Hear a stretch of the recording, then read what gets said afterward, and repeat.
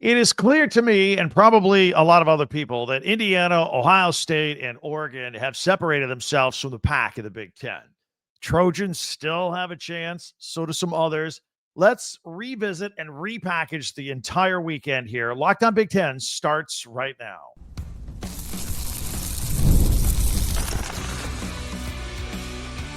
You are Locked On Big Ten, your daily podcast on the Big Ten Conference. Part of the Locked On Podcast Network, your team every day. Welcome to Locked On Big Ten. I'm Craig Sheeman, 40 years as a sports talk host and play-by-play announcer, and I want to thank you for making us your first listen each and every day. We're free and available wherever you get your podcasts and on YouTube, part of the Locked On Podcast Network, your team every day.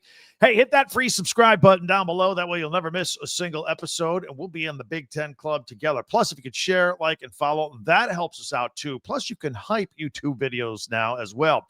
Today's episode is brought to you by FanDuel. Right now, new customers can bet just $5, and if your bet wins, you'll get $300 in bonus bets to use across the app. Download the app today. So Indiana, Ohio State, Oregon on the rise. USC disappointed in that performance against the Notre Dame Fighting Irish on Saturday night. The Penn State nightmare continues. We'll get to it all the entire weekend, every team, every game right here, and a look ahead to Week 9, if you can believe that. But let's start off with the number one Ohio State Buckeyes. Cruise control game up in Wisconsin. They win 34-0. I actually thought it was going to be worse. I really did. I thought, the week before, by the way, Wisconsin's been shut out 2 weekends in a row at home. I thought if Iowa was going to go in there and rail them 37-0, I thought the Ohio State beatdown would be worse. 34-0. Maybe just spitballing here. Ryan Day, Luke Fickell, they have history. Luke Fickell's an Ohio State guy. Maybe they took it easy on him. I don't know that they did. Maybe they did. Julian Sayin threw 4 touchdown passes in this game as he continues to marvel in his first year as a quarterback for the Ohio State Buckeyes. 2 Carnell Tate touchdowns, by the way. Another highlight touchdown catch. This is the third one that he's had this year that I can remember. It was just amazing that they'll be looking at the footage of that for years. And again, with the shutout, and, look, they covered, right? 25.5. They did not hit the over-under at 41.5. I thought they would. And that's silly stuff on the side. We do our pigskin picks every Friday as well. But the Buckeyes have won their 7 games by an average of over 30 points. That's been the margin. They're just rolling right now, virtually untested at this point. They had that season opener against Texas and they won at 14-7, and everything else has looked easy since then. Meanwhile, the disaster continues at Wisconsin for Luke Fickell, suffering back-to-back shutouts for the first time since 1977. Again, with the loss last week to Iowa and this week to Ohio State. And it gets worse as they've lost their last 5 games by an average of over 25 points. They've lost 10 in a row against Power 4s. Luke Fickell, check your watch. Is he still there as of this taping? I don't know. It's tough. They got Oregon coming up next. They got Indiana later. Both of those on the road. I don't see how he's surviving that. I really don't. And we never call for that here on this podcast, but reality is reality. Meanwhile, the Indiana Hoosiers moving up now to number 2 in the latest AP poll. That's the highest they've ever been. Of course, previously at number 3, the highest they've ever been. Kurt Signetti with a new contract extension this past week, $93 million. He's rolling. Indiana undefeated, 38-13 over Michigan State. Now, I will tell you, this game was interesting for the first quarter and a half. And by interesting, what do I mean? Well, Michigan State, really the first half, they controlled the ball for 19 minutes. Indiana never really had the ball. Indiana only had 3 possessions in the first half. Now, they made most of them. They scored touchdowns on them, but Michigan State was able to, they looked pretty good early on. And then I think the reality hit of, Indiana's a better football team than Michigan State, and Indiana pulled ahead. There was a long halftime, big weather delay in that game. Same weather system that you saw later that night that was raining pretty hard by the time the fourth quarter got around on the USC Notre Dame game. But, yeah, Michigan State's offense looked pretty good. Aiden Childs looked pretty decent there in the first half. They were able to get some success on the screenplay. There were some openings, like the heavy pass rush from Indiana getting in there behind him, wide open, dumping some screens. So that's something some other teams will look at. Although Indiana kind of fixed that in the second half, made the adjustment. And but as I said, they scored on their only 3 drives of the first half with 3 touchdowns. So Indiana did lead 21-10. It felt like it could have been, should have been more, wasn't, but it was later on. Things opened up in the second half right away. Fernando Mendoza did not do anything to hurt his Heisman hopes. He found Omar Cooper for a 48-yard touchdown right away. Had another 27-yard touchdown pass. All of a sudden, it was 35-10. Both teams traded field goals in the final quarter for the final margin, and that's your score. So, again, back to Mendoza. Not only are we talking about him being in the Heisman race, there's a lot of NFL whispers that he not only will probably be a first-round draft pick in the NFL draft, he might be the number 1 pick. I don't know if that means you want to go to the New York Jets or the Miami Dolphins, but anyway, that's the possibility. That's what we're looking at this point. But he finished with 332 yards, 4 touchdown passes, no interceptions, had a clean line. Omar Cooper had 8 catches, 115 yards, and a touchdown. Elijah Surratt had 2 touchdowns as well. Elijah Hardy and Stephen Daly also with 2 sacks each for the Hoosiers. Again, their front 4, their linebackers, all very good on defense. Meanwhile, Oregon, they were 8. They're up to 6 in this week's poll. By the way, just to round it out, Illinois up to 23. Michigan back into the top 25 at 25, the AP poll that came out over the weekend. So Rutgers taking on Oregon. Oregon's longest trip of the year going out to the East Coast. And we wondered out loud, we never thought for a moment that Oregon wouldn't win this game, but we thought, would they start out slowly? Going to the East Coast, jet lag, coming up a loss to Indiana. I mean, we remember a couple weeks ago against Northwestern, traveling. It was an early game for them. So that was not the case. Oregon hit off in an early offensively.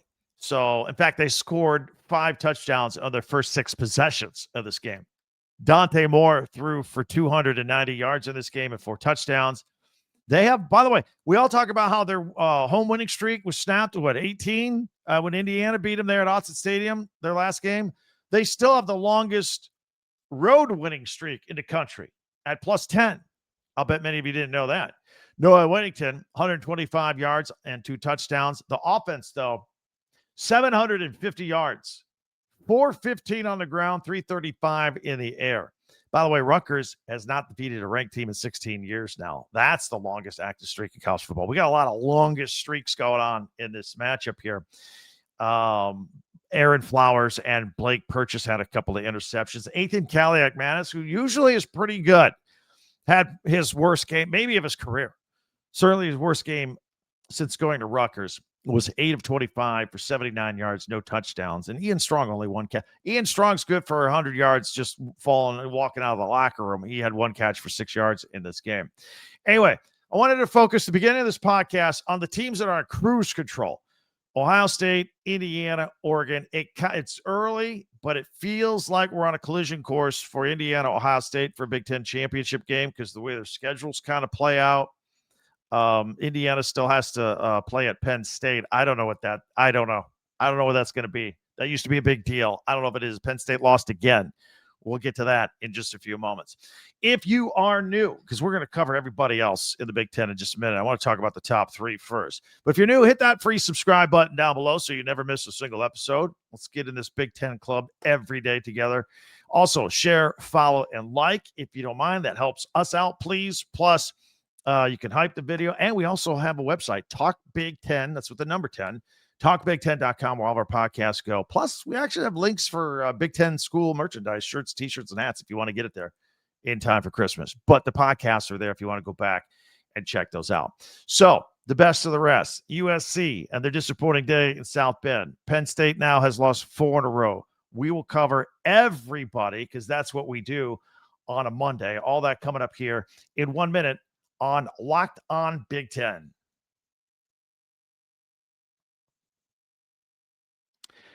FanDuel makes the excitement of watching games even more exciting if you got a little something on it, right? So jump into the NFL season with all the games there, and FanDuel has an offer for you that just can't miss. You can't turn this down. Right now, new customers, if that's you. You can bet just $5. You get 300 in bonus bets if you win. That's right. You just pick a bet, put down $5. If that hits, you'll unlock $300 in bonus bets to use across the app. And across the app, they have all the games, all the teams, all the point spreads, futures, game totals. You could parlay stuff. It's a lot of fun. And then it's a lot of fun if you sit back and watch games knowing you got a little something on it with FanDuel. So check that out. Oh, quick paybacks too when you win. So what are you waiting for? Visit FanDuel.com and download the FanDuel app today and get started. That is at FanDuel.com. One of the tools that help make a huge difference for business owners is Quo, Q-U-O, formerly Open Phone. And it's the same great business phone system that you've heard me talk about before, but it's got a new name. And here's why this matters for you. So every missed call, it's money left on the table for your business, right? And when every customer conversation counts, you need a phone system that keeps you connected 24/7. So Quo is the #1 business phone system that streamlines customer communications. It works right through an app to your phone or computer.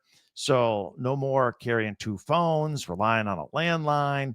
We all love how it just lets your whole team, share one number and collaborate on calls and texts and shared inboxes. So no customer gets left hanging and you don't lose the business. See why over 90,000 businesses trust Quo, formerly Open Phone. Get started free and get 20% off your first 6 months at quo.com/lockedoncollege. That's QUO.com/lockedoncollege. And if you've got existing numbers with another service, Quo will port them on over with no extra charge. Quo, no missed calls, no missed customers with Quo. Thanks for checking us out here on Locked On Big Ten and making us your first listen each and every day. By the way, we're on audio too. If you like just audio, Spotify, Apple, we're there too, in addition to YouTube as well. But thanks for checking us out. And we have a website at talkbig10.com.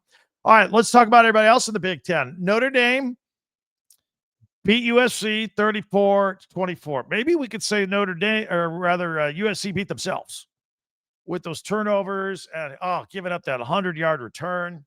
You take that away, had a pretty good chance of winning that football game. Then there was the other problem, Jeremiah Love. I mean, the USC rush defense gave up 228 yards to this guy. I mean, he's great. I've talked about how I think he's the best running back in the country, but he's not that good. This is a career high for him, 228. That's what he did. Then the Jadarian Price 100-yard return.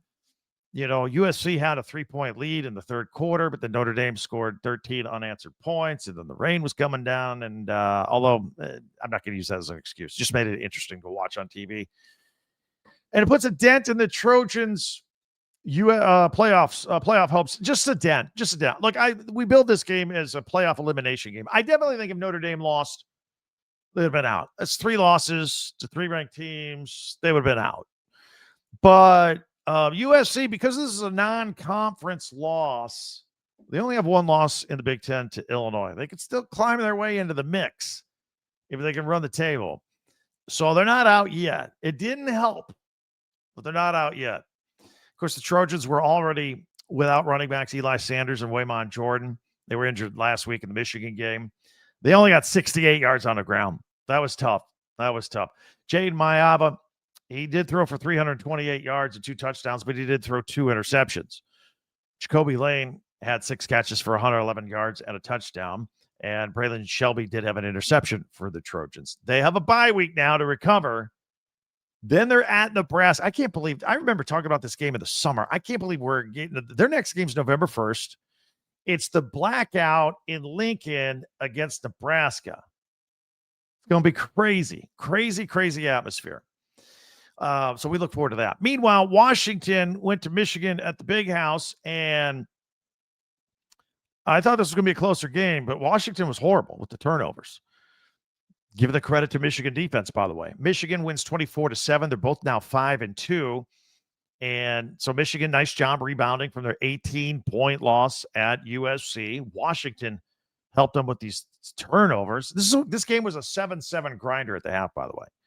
But Jamal Williams Jr., who we talked about all last week, the quarterback for Washington, he was the Big Ten Offensive Player of the Week with 538 total yards in his performance against Rutgers. He threw 3 interceptions, 2 of them on consecutive possessions, and that was pretty much all she wrote. Meanwhile, on the other side, Bryce Underwood completed 21 of 27 passes for 230 yards and a couple touchdowns. Now, he's playing behind a really, really banged-up offensive line. Evan Link got hurt in this game, the left tackle. So now Michigan has the youngest offensive line in the Big Ten. And when they were letting people through, I thought Bryce Underwood did a pretty good job considering, kind of deciding when to run and avoid all that. Now, here's the good side. As young as this Michigan offensive line is, and they get experience, 2 seasons from now, we're going to be talking about how they're the best offensive line in the country. That's what's going to end up happening. In the meantime, Jordan Marshall carrying the load because Justice Haynes has been hurt, had a career high 133 yards and a touchdown. Cole Sullivan, Jimmy Rolder, and Jacob Oden all had interceptions for the Wolverines in this game. Let's talk about Penn State. The slide continues. This was actually a pretty interesting, a little bit back and forth game late. Iowa wins. This was at Iowa, Kinnick Stadium. Iowa improves to 5-2. They beat Penn State 25-24. That's 4 straight losses for Penn State now. First game since James Franklin had been fired. Iowa quarterback Mark Gronowski rushed for a career-high 130 yards, including a couple touchdowns. Had a 67-yard run late. That was key. Caden Weegens scored the go-ahead touchdown with under 4 minutes to go. Crazy play at the end of the half, right? Iowa, out of time, decided, hey, let's kick. Let's kick a 66-yard field goal. It got blocked, and Penn State recovered it, returned it 35 yards for a touchdown. That was the last play of the half and allowed Penn State to take the lead, 14-10 at the time. And Kirk Ferentz certainly regretted that move. It was Xavier Gilliam who blocked it for Penn State. Elliott Washington, the second, was the one that ran it back 35 yards for the touchdown. But Iowa ends up coming back and holding them off. Key stop late at midfield, and Iowa wins. Good win for them. Penn State, having lost 4 in a row, 0-4 in the Big Ten. Guess who they got next?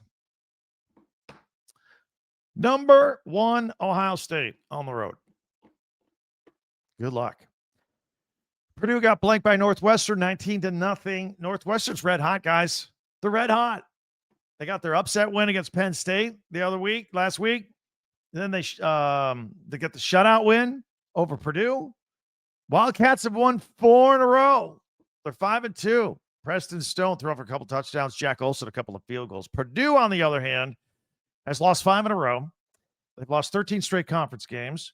Quarterback Ryan Brown was held to a meager 5 of 10 passing for 31 yards. It's hard to believe this is the same kid that had that huge game against Illinois last year, right? With all the 400-some yards, and no, nothing going on.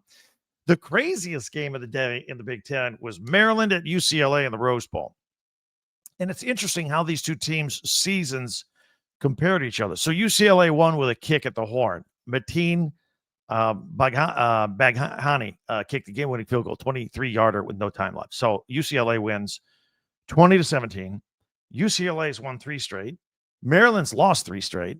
Maryland started out the season 4-0, in which they never trailed at that point. UCLA started out 0-4, in which they never had the lead. Now we've flipped. Incredible.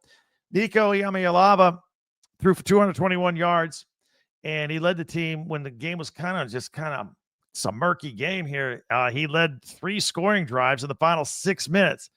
He did get hurt. Looked like he hurt his knee pretty badly, but he did come back. He did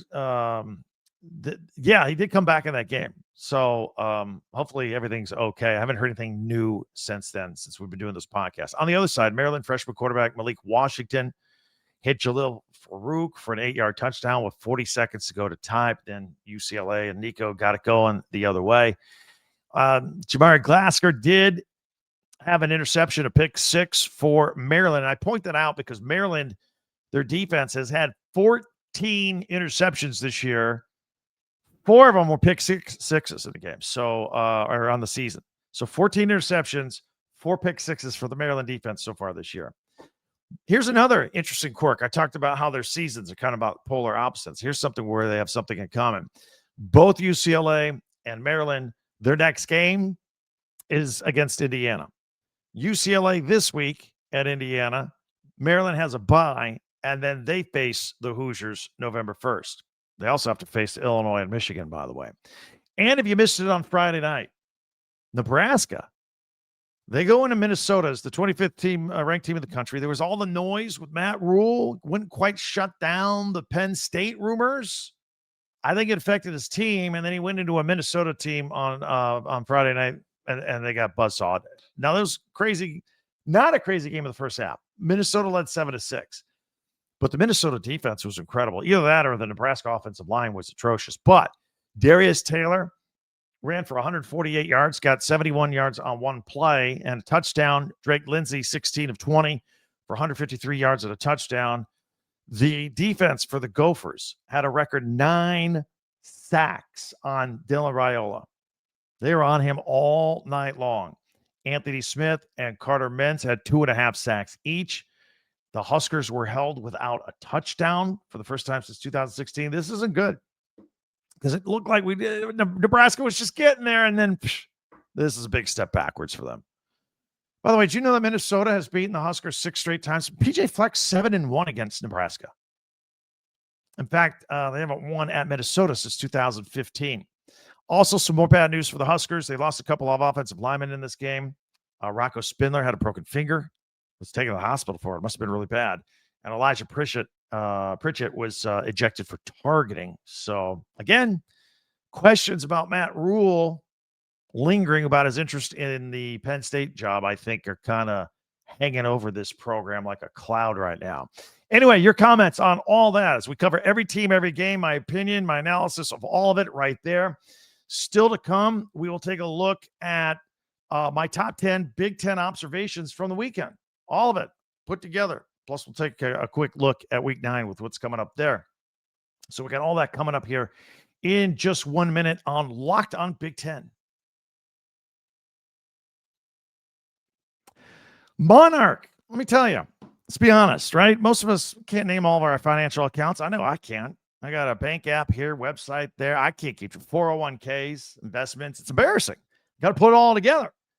That's why you start using Monarch. Monarch was built for busy people like you and me who need to organize finances and bring everything into one clean, easy-to-use interface on your laptop or your phone. Organize your accounts, keep track of your spending, get a better handle on investments, and you don't even have to touch a spreadsheet. It's nothing geeky like that at all. So don't let financial opportunities slip through the cracks. Use the code LOCKEDONCollege at monarch.com. That's MONARCH. Monarch.com for 50% off your first year. That's monarch.com, code LOCKEDONCollege for half off your first year. Thanks for checking us out here on Locked on Big Ten. We always appreciate you each and every day. You everydayers, thank you very much. But we're here each and every day. So thank you for that. We have a website at talkbig10.com. Hey, we do features at the end of our podcast, top 10 observations from the weekend in the Big Ten on Mondays, Tuesday tweets. Send me a tweet. I'll put it on tomorrow's podcast. Wednesdays, we power rank the teams, the standings as we see them. Thursdays, we look at Big Ten classics and live action, and we do our Pigskin Picks segment on Friday. But right now, let's take a look at our top 10 Big Ten observations. If you are one of those people on audio only, on Spotify or Apple, for example, no sweat. We'll just, it's just a list. We're going to go 10 through 1 backward. Some observations from the weekend. At number 10, want to give a shout out to UCLA's Nico Iamaleava, who again led 3 scoring drives in the final 6 minutes to wrestle that game away from Maryland for the UCLA Bruins, who are hot as a firecracker right now. So wanted to give him some ups. And also, right above him at number 9, UCLA's kicker Mateen Baghani, the 23-yard game-winning field goal at the horn. Very exciting weekend for the UCLA Bruins. At number 8, Ohio State's Julian Sayin. Wanted to give him a shout-out for his 4-touchdown performance versus Wisconsin.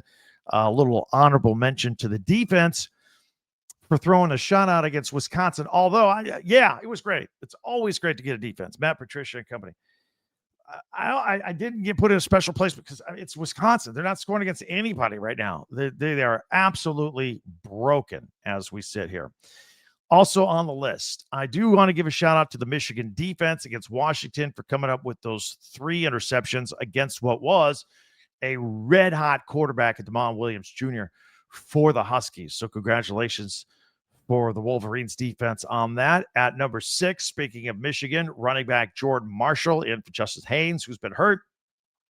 A career-high 133 yards rushing on 25 carries and a touchdown versus the Washington Huskies in a game that was on a beautiful sunny day out at Ann Arbor at the Big House. Also at number 5, listen, there's not a lot going right for Penn State, but I wanted to give a shout out to the Penn State special teams for blocking that 66-yard field goal attempt by Iowa at the end of the half. They blocked it. They scooped it up, a scoop and score from 35 yards out. Looked like that could be a momentum changer. It was at the time, although it didn't last, as Iowa ends up pulling out that game and winning that game, sending Penn State to its 4th straight loss. But this is a team that needs a silver lining. This is a team that needs some positive news. So we got Penn State in there at number 5 for their special teams. Congratulations. That was a cool play. At number 4, Minnesota's Darius Taylor. You know, he was out a few weeks ago with a hammy. He's getting better and stronger each and every week. And against Nebraska, rushed for 148 yards, had a 71-yarder. Had a touchdown in that game, so we wanted to highlight his performance. Also, the Minnesota defense in this game. Again, with the all the sacks that they had in that game, school record 9 sacks versus Dylan Raiola in that game.